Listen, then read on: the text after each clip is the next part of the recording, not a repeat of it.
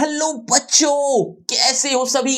एक बात ध्यान से सुनो, आज का जो वीडियो रहेगा वो क्लास 10th सीबीएसई बोर्ड 2026 से रिलेटेड होगा, जिसमें आपको अलंकार के कुछ मोस्ट इंपोर्टेंट क्वेश्चंस या यूं कहें कि कुछ ऐसे क्वेश्चन भी जो पीवाईक्यू में आए थे और आपके लिए बहुत इंपॉर्टेंट हैं। ऐसे क्वेश्चंस मैं आज के वीडियो में आपके लिए लेकर आया हूं, तो अंत तक इस वीडियो को देखिएगा जरूर। तो बिना किसी देरी के करते हैं शुरू।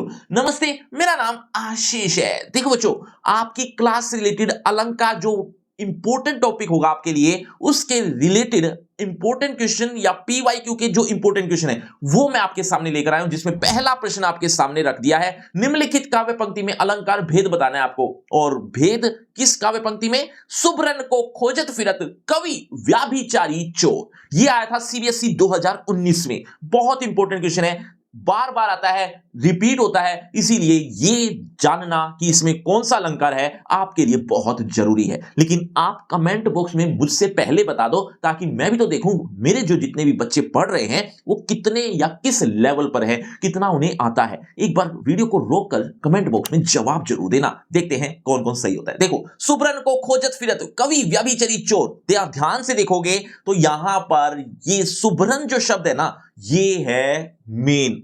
और वो क्यों है मेन? क्योंकि इसके अर्थ निकल रहे हैं तीन, और जब तीन अर्थ निकले एक ही शब्द के, तो ऐसी अवस्था में श्लेष अलंकार होता है ना। चलो आगे बढ़ते हैं।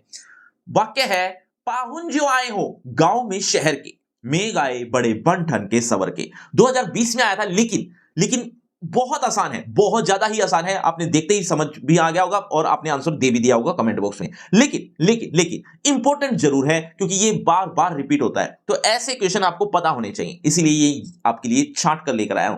इसमें मानवीकरण अलंकार है, उत्प्रेक्षा अलंकार हो सकता है, क्योंकि यहां पर जो भी आया हुआ है, तो अगर आप उत्प्रेक्षा भी लिख देते हो तो भी गलत नहीं होगा। वैसे ये मानवीकरण का अलंकार का ये प्रमुख उदाहरण है। चलिए अगले प्रश्न की बात करें तो, हनुमान की पूंछ में लग न पाई आग, लंका शीघ्र जल गई कई निशाचर भाग। ये भी बार बार रिपीट होता है, इंपॉर्टेंट है। 2018 में भी आया था, 23 में भी आया था, और 26 में कुछ कह नहीं सकते। तो आंसर आपका आ जाना चाहिए था। वीडियो को रोककर जवाब दे दो अगर मैं जल्दी जल्दी आंसर बता रहा हूं तो, ठीक है। तो हनुमान की पूंछ में लग नहीं पाई आग, अभी हनुमान की पूंछ में आग भी नहीं लगी थी, लंका पहले ही जल गई, और जो राक्षस लोग थे वो सारे भाग गए। तो ये थोड़ा बात को बढ़ा चढ़ाकर बताया गया, इसीलिए ये कौन सा अलंकार कहलाएगा? अतिशयोक्ति। अतिशयोक्ति कैसे लिखते हैं ध्यान से देख लीजिए, ऐसा ही लिखकर आना है। कई बच्चे क्या करेंगे, आधा शय लिख के आ जाएंगे। अब जब आधा शय लिखते हैं ना, तो वहां पर ठीक होते होते भी आपकी मात्रा की गलती के कारण आधे नंबर कट जाते हैं, कई बार तो पूरे कट जाते हैं। तो ऐसा क्यों करना? जब हमें आता है तो हम अच्छे से लिख के आएंगे, है ना। तो ये मात्रा की ध्यान रखना। चलिए आगे बढ़ते हैं। अगला है, उस काल मारे क्रोध के तनु उनका कांपने लगा, मानो हवा के जोर से सोता हुआ सागर जगा। ये आया था 2019 में। थोड़ा सा मुश्किल कह सकते हो, लेकिन एक ट्रिक इसमें ऐसी है जो आप अगर देख लो तो देखते ही पहचान जाओगे। अगर आपने ऑलरेडी वीडियो देखी अलंकार पर जिसकी मैं बात कर रहा हूं, तो वो अगर अलंकार की वीडियो देखें, वहां पर मैंने बहुत सारी ट्रिक बताई हैं, तो जरूर देखना। फ्री क्रैश कोर्स का लिंक दे दिया मैंने डिस्क्रिप्शन बॉक्स में, उसमें आपको ये चीजें मिल जाएंगी, तो ये जरूर देखकर जाना वीडियो। तो फिलहाल क्या आंसर आएगा आप कमेंट में बता ही चुके होंगे, ऐसा मैं अनुमान लगाता हूं। अब आंसर मैं दिखाता हूं। ये देखो, मानो की वजह से, मानो जो शब्द आया हुआ है ना, इसकी वजह से उत्प्रेक्षा अलंकार होगा।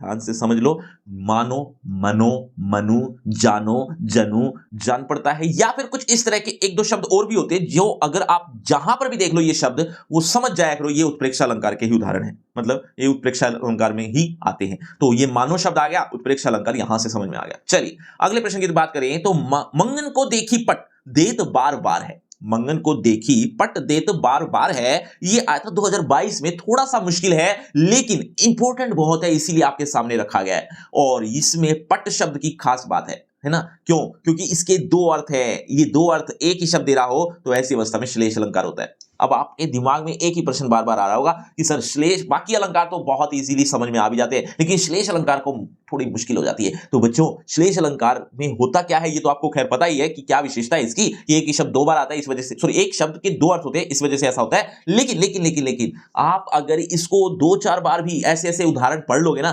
तब आपके दिमाग में वो बैठ जाएंगे, है ना। तो ऐसी अवस्था में जब भी एग्जाम में वो क्वेश्चन आ जाएगा रिपीट होके, तो आप श्लेष अलंकार बिना देखे समझ जाओगे कि ये तो श्लेष अलंकार अलंकार का, क्योंकि सर ने करवा रखा था या हमने वहां पर पढ़ा था, तो ये आपके लिए बहुत जरूरी है बच्चों। टेलीग्राम पर ऐसी ऐसी रिवीजन रोज होती हैं, तो उसको जरूर फॉलो कर लेना। चलो खैर आगे बढ़ते हैं। देख लो साकेत नगरी है यही, स्वर्ग से मिलने गगन में जा रही। ध्यान से देखो, यहां पर कुछ शब्दों के अर्थ से ही समझ में आ जाएगा। क्या? देख लो साकेत नगरी स्वर्ग से मिलने गगन में जा रही। यहां पर कुछ बात को बढ़ा चढ़ाकर बताने की वजह से अतिशयोक्ति अलंकार है। समझ में आया? चलिए आगे बढ़ते हैं अगले प्रश्न की तरफ। सिर फट गया उसका वही, मानो अरुण रंग का घड़ा हो। अब यहां पर मानो शब्द आ गया। मानो शब्द, अरे अभी अभी अभी थोड़ी देर 2 मिनट पहले ही बताया था ना, एक ट्रिक बताई थी, देखो कितनी काम आ गई। जब 2 मिनट पहले बताई हुई ट्रिक, वो भी 1-2 सेकंड में ही बता दी थी, जब वो काम आ सकती है तो वो 5-7-10 मिनट का वीडियो जो अलंकार पर बना हुआ है, पूरे अलंकार में कितनी हेल्प करेगा ये आप सोच भी नहीं सकते। तो वो वीडियो जरूर देखना बच्चों। तो मानो शब्द उत्प्रेक्षा अलंकार का उदाहरण है, इसीलिए उत्प्रेक्षा अलंकार आ गया। चलिए आगे बढ़ते हैं अगले प्रश्न की तरफ। मेघमय आसमान से उतर रही है, वह संध्या सुंदरी परी सी, धीरे धीरे धीरे।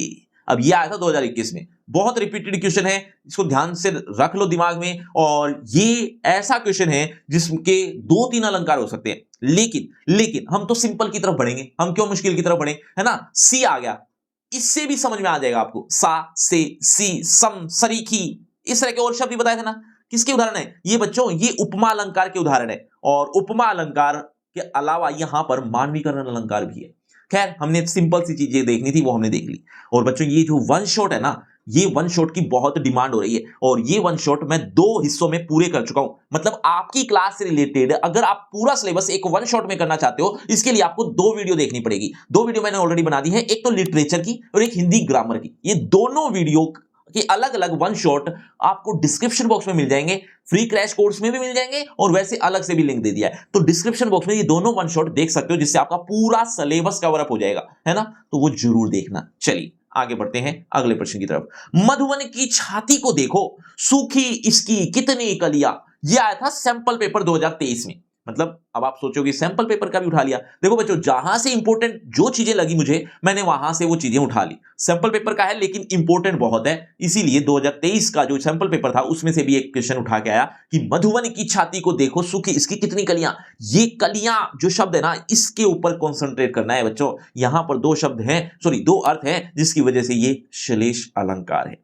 ये श्लेष अलंकार इसलिए भी इंपॉर्टेंट हो जाता है आपके लिए, एक तो समझ में कम आता है, दूसरा इसके जो उदाहरण है ना 1-2 बार भी पढ़ लोगे ना, और वो अगर रिपीट हो जाए एग्जाम में तो फिर बारे न्यारे हो जाएंगे। चलिए आगे बढ़ते हैं। आगे नदियां पड़ी अपार, घोड़ा कैसे उतरे पार। राणा ने सोचा इस पार, तब तक चेतक था उस पार। कितना इजी क्वेश्चन था, बहुत बार रिपीट हो चुका है, बहुत बार समझ आ गया होगा आपको। ये मैं डायरेक्ट ही दिखा देता हूं, अतिशयोक्ति अलंकार का उदाहरण है, 2024 में भी आया था। चलिए 2011 नहीं, 11वां क्वेश्चन। सोहत ओढ़े पीतपट, श्याम सलोने गात, मनहू नीलमणि सैल पर, आतप पर्यो प्रभात। सीबीएसई 2019 में पूछा गया ये क्वेश्चन में मनहू शब्द पर अगर आप कंसंट्रेट करो तो आपको बहुत कुछ आसानी से समझ में आ जाएगा। मानो, मनो, मनहू, ध्यान से देखो मनहू आया हुआ है, तो इसीलिए यहां पर ये उत्प्रेक्षा अलंकार का उदाहरण हो जाएगा। चलिए आगे बात करें। मेरी भवबाधा हरो, राधा नागरी सोए, जातन की झाई परे, श्याम हरित दुती होए। अब यहां पर एक शब्द नागरी, एक शब्द 2 अर्थ, जिसकी वजह से यहां पर ये श्लेष अलंकार है। ये श्लेष अलंकार के उदाहरण मैं कुछ ज्यादा ही लेकर आया हूं तो आपके लिए, क्योंकि ये इंपॉर्टेंट हो या ना हो, लेकिन आपके लिए अगर आप रिपीटेड में इसको कवर अप कर लें तो कितना अच्छा हो जाएगा जब आपके बोर्ड एग्जाम में ये देखने को मिल जाए। कहने का मतलब कि अगर आप श्लेष अलंकार के 2-4 एग्जाम्पल फालतू भी कर लोगे, चाहे वो इंपॉर्टेंट भी नहीं थे, लेकिन आपके पढ़े हुए तो हो गए ना वो, और अगर वो कहीं सामने वाले में यानी एग्जाम में सामने देखने को मिल जाए तो आपके लिए बहुत इजी हो जाएगा श्लेष अलंकार पहचानना, क्योंकि यहीं पर ही दिक्कत आती है।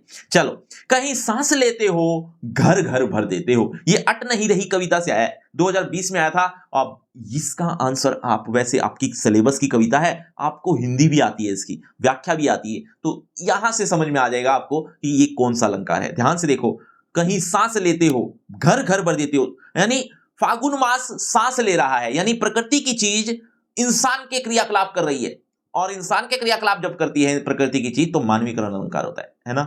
चले आगे बढ़ते हैं। ले चला साथ में तुझे कनक, ज्यों भिक्षुक लेकर स्वर्ण झनक। ये 18 में पूछा गया एक क्वेश्चन था ये पहले आते थे इस तरह के क्वेश्चन, आजकल नहीं आ रहे हैं।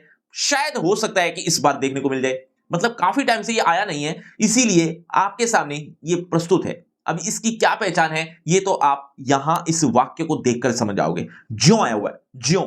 देखो ज्यों आता है दो अलंकारों में, एक आता है उपमा में और एक उत्प्रेक्षा में। ये तो क्लियर है कि ज्यों आ गया, जैसे आ गया, या तो उपमा होगा या उत्प्रेक्षा होगा, लेकिन ये उत्प्रेक्षा है। कैसे?